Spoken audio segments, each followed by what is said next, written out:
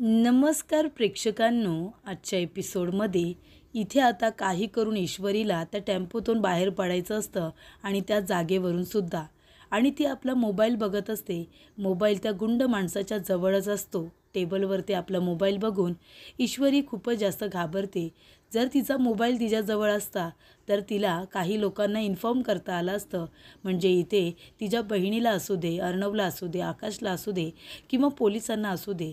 पण आता मोबाईलच त्या लोकांकडे आहे असं म्हटल्यावर ती फोन तरी कुणाला करणार. त्याच्यामुळे ईश्वरीला खूप जास्त टेन्शन आलेलं असतं. ती म्हणते, अरे देवा, माझा मोबाईलसुद्धा त्यांच्या जवळच आहे. बरं झालं मला तेव्हा सुदबुद्धी आली.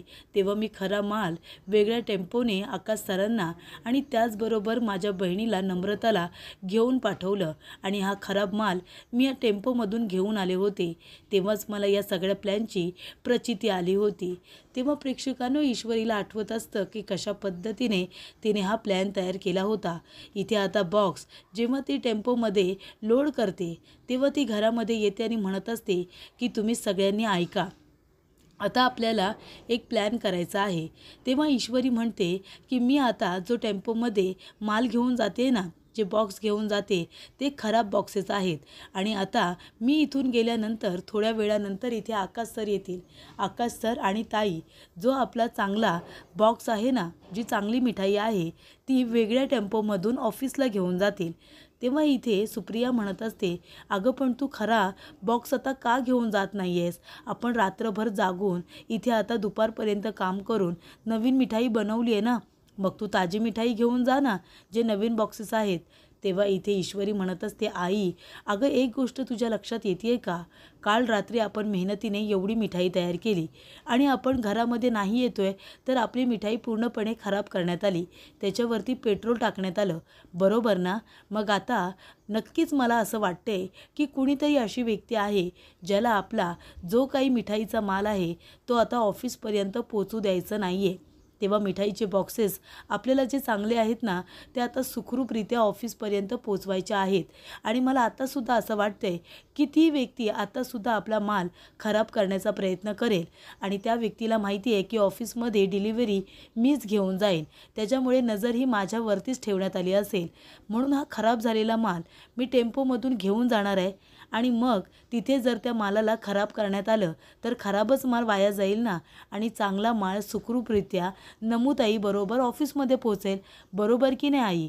तेव्हा सुप्रिया म्हणते, अगदी बरोबर. तेव्हा नम्रता म्हणत असते की इशू, बढिया प्लॅन बनवला आहेस तू.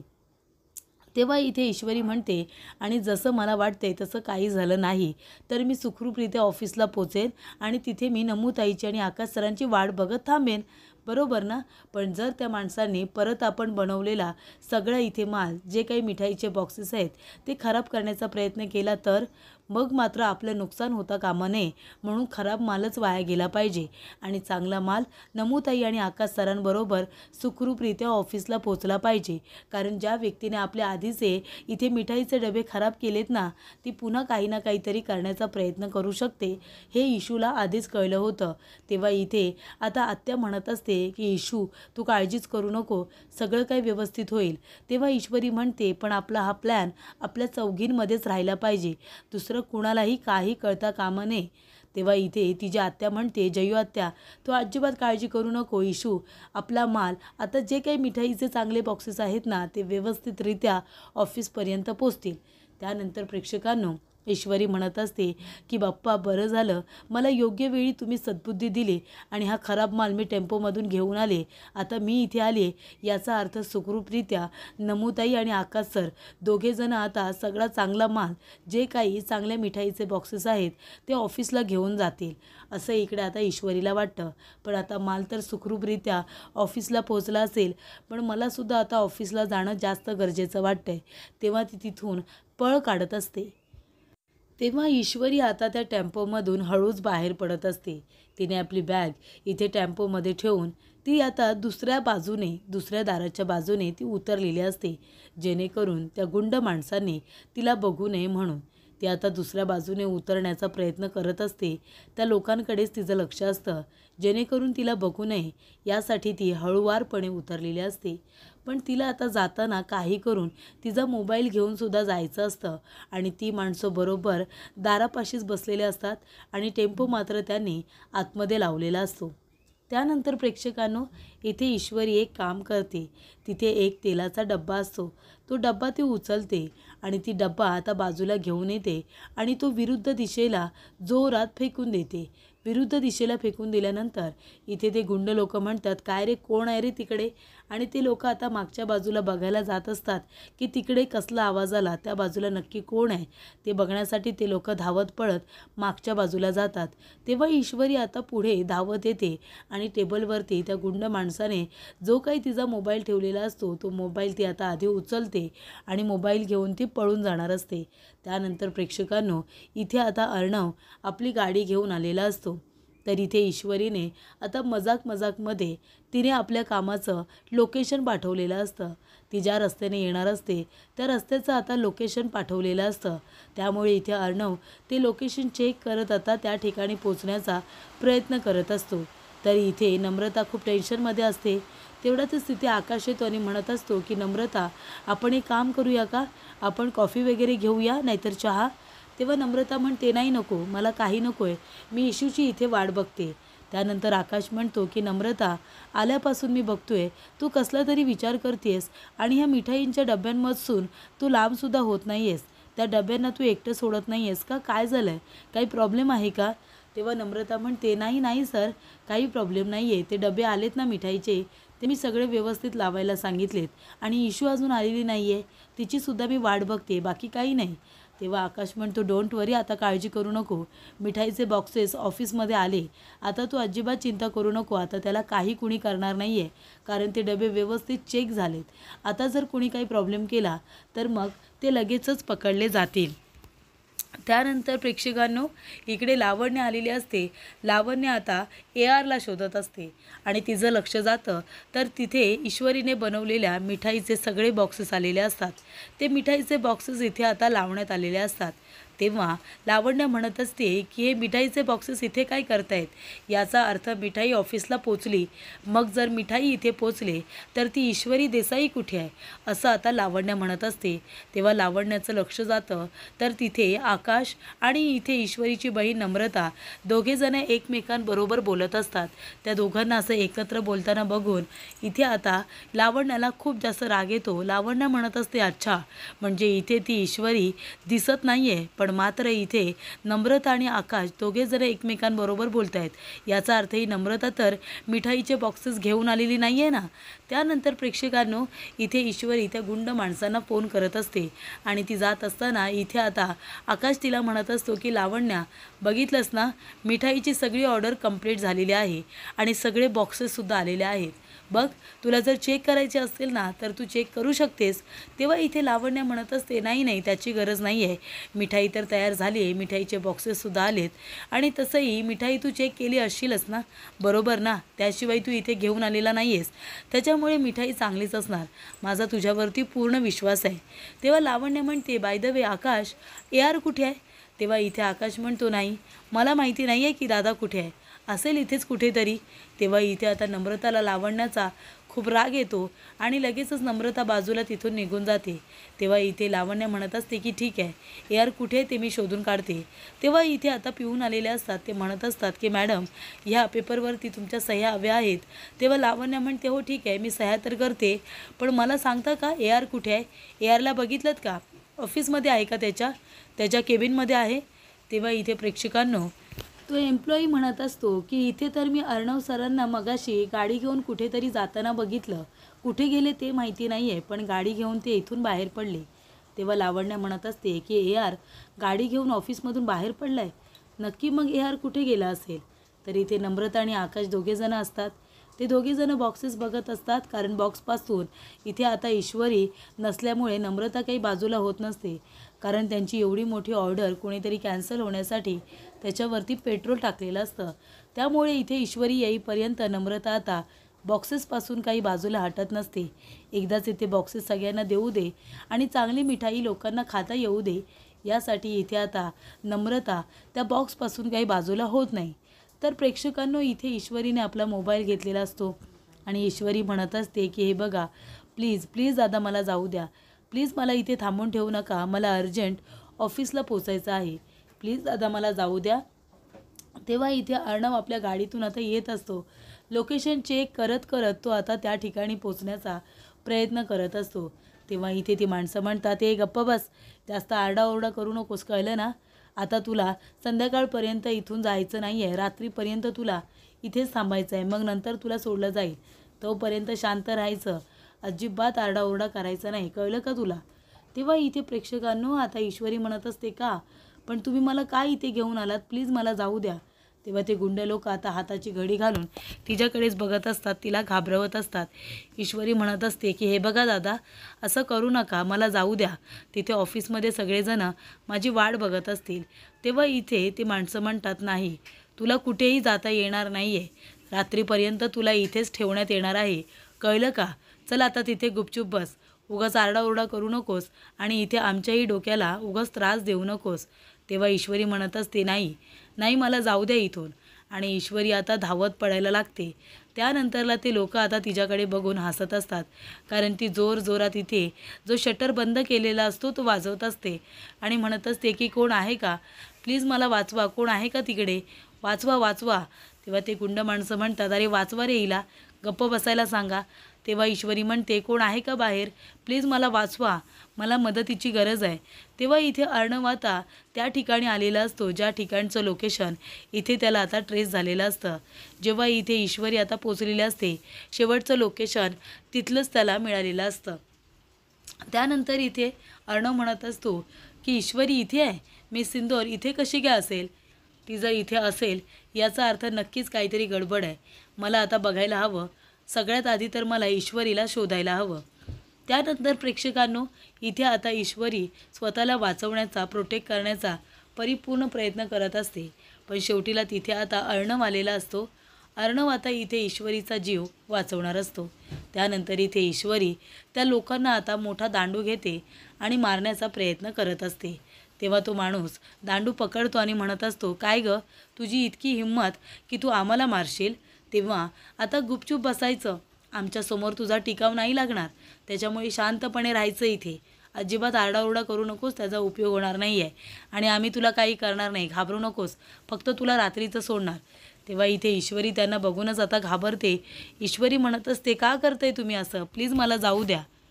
तेव्हा ईश्वरी इथे आता स्वतःला वाचवण्याचा प्रयत्न करत असते, दांडू घेऊन मारत असते, इकडे तिकडे पळत असते आणि वाचवा वाचवा म्हणून ती ओरडत असते. ते गुंड लोकसुद्धा तिच्या मागे आता इकडे तिकडे पळत असतात. ईश्वरीसुद्धा इकडे तिकडे धावत असते, ते सुद्धा तिच्या मागे मागे इथे तिकडे पळत असतात आणि तिला इथे पकडतात. तेव्हा इथे आता अर्णव पोचलेला असतो. अर्णव म्हणत असतो की इथे मी सिंदूरचं जे शेवटचं लोकेशन आहे ते इथलंच दाखवते, याचा अर्थ मी सिंदूर इथे आली असेल का, पण ती इथे का येईल, ही कुठली जागा आहे आणि इथे ती का आली असेल. तेव्हा तो म्हणत असतो की अच्छा, म्हणजे जर मी सिंदूर इथे आली असेल, तिचं शेवटचं लोकेशन जर इथलं ट्रेस झालं आहे, तर मात्र काहीतरी गडबड नक्की आहे. तेव्हा अर्णव म्हणतो की सगळ्यात आधी तर मला इंदोरला आता शोधावं लागणार आहे, मी सिंदूर कुठे असेल ते मला आता बघावं लागणार आहे.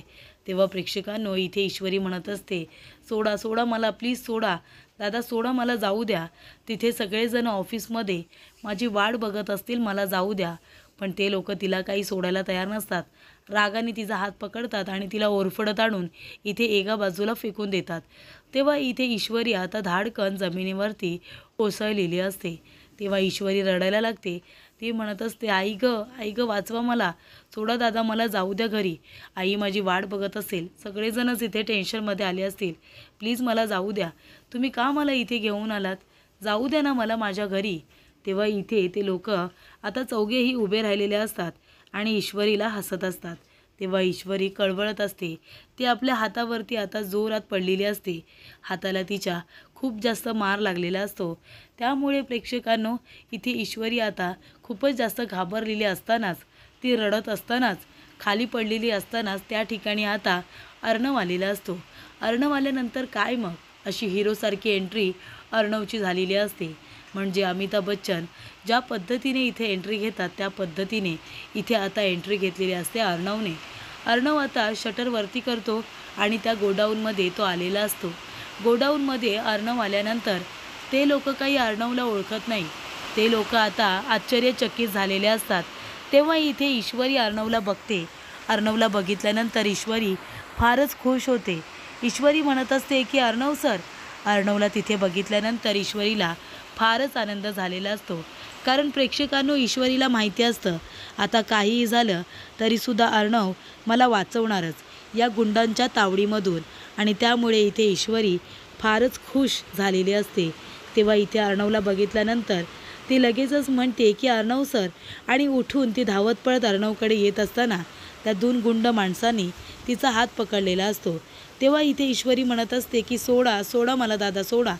तेव्हा इथे तिचा हात आता एका परक्या माणसाने इतका घट्ट पकडला आहे हे आता अर्णवला बघवत नाही.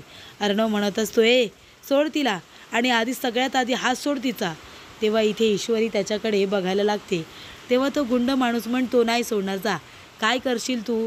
तेव्हा मागचा म्हणतो ए तुला काय वाटलं रे तुझ्यासारखी सुटापुटातली माणसं आमच्यासमोर टिकून राहतात असं वाटते का तुला. अजिबात टिकून राहत नाही चल जा इथून. तेव्हा इथे अर्णव म्हणतो ए सोडा तिला सोडा सांगतोय ना.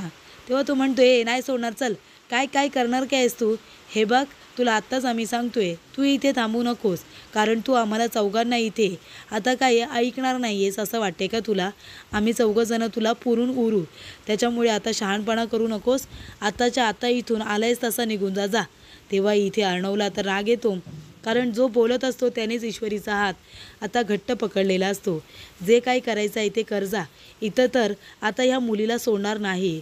तेव्हा इथे अर्णव आता लगेचच पाठ करून तिथून जात असतो. तेव्हा ईश्वरी म्हणत असते अर्णव सर अहो काय करताय तुम्ही कुठे जाताय तुम्ही तुम्ही मला घेऊन जा ना. तेव्हा तो माणूस म्हणतो बघितलंस का अगं घाबरला तो काय तुला वाचवणार आहे ग तो तर गेला. असं म्हणून ते लोक आता हसत असतात. तेव्हा अर्णव त्या शटरच्या इथे उभा राहतो आणि शटर जो त्याने उघडलेला असतो तो आता बंद करून घेतो. शटर इथे आता बंद केल्यानंतर अर्णव आपला जो घातलेला ब्लेझर असतो तो सुद्धा तो काढतो आणि कुठे फेकून देतो. तेव्हा इथे अर्णवला आता खूप राग आलेला असतो. त्याने इथे शर्टची बटणसुद्धा आता सैल केलेले असतात. तो म्हणत असतो की आता या आता बघू दे मला कोण जिंकतंय ते. तेव्हा ते लोक म्हणतात ये तू आमच्यासमोर नाही टिकू शकणार तुला कळतंय ना आम्ही तुला हरवणार. तेव्हा अर्णव म्हणतो हो का कोण कुणाला हरवतंय ते आपण आता बघूया ना. तेव्हा इथे प्रेक्षकांनो आता अर्णवने त्यांना जणू काही चॅलेंजच केलेलं असतं. अर्णव म्हणत असतो की बघूया कोण जिंकतंय आणि कोण हरतंय ते. त्यानंतर प्रेक्षकांनो अर्णव त्या गुंड माणसांना जेव्हा मारतो तेव्हा ईश्वरीकडे बघतो तर ईश्वरी त्याच्याकडेच बघत असते. ती पूर्ण आता हरवून गेलेली असते. तर इथे अर्णवला मारामारी करताना बघून ईश्वरीला फारच आनंद झालेला असतो. त्यानंतर प्रेक्षकांनो इकडे आता ते गुंड लोक त्यांनी गाडीमध्ये टेम्पोमध्ये जे काही आता हत्यारं ठेवलेली असतात लाकडं वगैरे ठेवलेले असतात ते सगळं ते लोक अर्णवला मारण्यासाठी बाहेर काढत असतात. तेव्हा इथे ईश्वरी आता जोरात ओरडते ती घाबरते अर्णववरती ते लोक अटॅक करणार त्या गोष्टीला. तेव्हा इथे अर्णव त्या गुंड माणसाला मारत असतो आणि ज्याने इथे आता ईश्वरीचा हात घट्ट पकडलेला असतो त्याच माणसाला अर्णव बेदम मारत असतो आणि म्हणत असतो की तुझी हिंमत कशी झाली हां तिला हात लावायची तिचा हात पकडायची एवढा घट्ट हात पकडला होतास तिचा कशी झाली तुझी हिंमत. तेव्हा इथे अर्णव त्या लोकांना आता बेदम मारत असतो. तेव्हा इथे ईश्वरी मात्र खूपच जास्त घाबरलेली असते. पण तिला एका गोष्टीची खात्री असते की या लोकांना आता अर्णव पुरेपूर आता पुरून उरणार तो या लोकांना चांगला धडा शिकवणार. आणि अर्णव प्रेक्षकांनो तेच करत असतो. त्या लोकांना बेदम मारत असतो इतका मारत असतो की तो आता फ्रस्ट्रेट झालेला असतो. त्या लोकांचं जे बिहेवियर असतं ज्या पद्धतीने गुंड प्रवृत्तीप्रमाणे इथे ईश्वरीला त्रास देत असतात आणि अर्णव बरोबर बोलत असतात त्या लोकांचा अर्णवला खूपच जास्त राग येत असतो. तर त्या माणसाचा गळासुद्धा अर्णवने घट्ट पकडलेला असतो आणि त्याला काही सोडायला तयार नसतो. ईश्वरी म्हणत असते की सर सोडा त्याला जाऊ द्या तरीसुद्धा अर्णव सोडायला काही तयार नसतो. त्यानंतर पुढील भागामध्ये ईश्वरीच्या ओरडण्यामुळे अर्णव त्याला सोडतो आणि म्हणतो काय झालंय. तेव्हा ईश्वरी म्हणते काय झालं सर कशाला त्याचा जीव घेताय हे बघा त्याच्याकडून गलती झाली पण तुम्ही इथे येताना पोलिसांना बरोबर घेऊन यायचं ना एकटे कशाला हिरोगिरी करायला आलात. आणि सर अहो तुम्हाला माहिती आहे का बॉक्सेस ऑफिसला पोचले सुद्धा. तेव्हा अर्णव म्हणतो मी इथे मिठाईच्या बॉक्ससाठी नाही आलो आहे, मी इथे तुझ्यासाठी आलो आहे. तेव्हा ईश्वरी म्हणते काय माझ्यासाठी? पण माझ्यासाठी तुम्ही का आलात सर? मी कोण आहे तुमची? माझा जीव वाचवायला का आलात तुम्ही? तेव्हा इथे अर्णव आता गप्पच बसतो. ईश्वरी म्हणत असते की प्रॉब्लेममध्ये असताना माणूस पोलिसांना घेऊन येतो, तुम्ही एकटेच आलात इथे हिरोगिरी करून यांना मारायला. बरं चला आता आपल्याला उशीर होतोय, ऑफिसमध्ये सुद्धा जायचं आहे ना. आणि ती जाते, आपला मोबाईल घेते, अर्णवचं ब्लेझर घेते आणि ते ब्लेझर अर्णवच्या तोंडावरती आणून टाकते आणि म्हणत असते की चला सर आपल्याला उशीर होतोय आता. तेव्हा इथे आता ईश्वरी जात असताना ती म्हणालेली असते की मी कोण आहे तुमची. तेव्हा अर्णव आता तिच्याकडेच बघत राहतो आणि म्हणत असतो की ही वेगळी आहे, ही वेगळी आहे म्हणूनच मला खूप आवडते, माझं तुझ्यावरती खूप प्रेम आहे, इथे मी सिंदूर, असं अर्णव आता म्हणत असतो. तेव्हा इथे अर्णव आता किती प्रेमात आहे ईश्वरीच्या हे बोलल्यानंतर ईश्वरी अर्णवकडे बघत राहते आणि तिला या गोष्टीचं खूपच जास्त आश्चर्य वाटतं की अर्णवने तिला प्रपोज केलेलं असतं.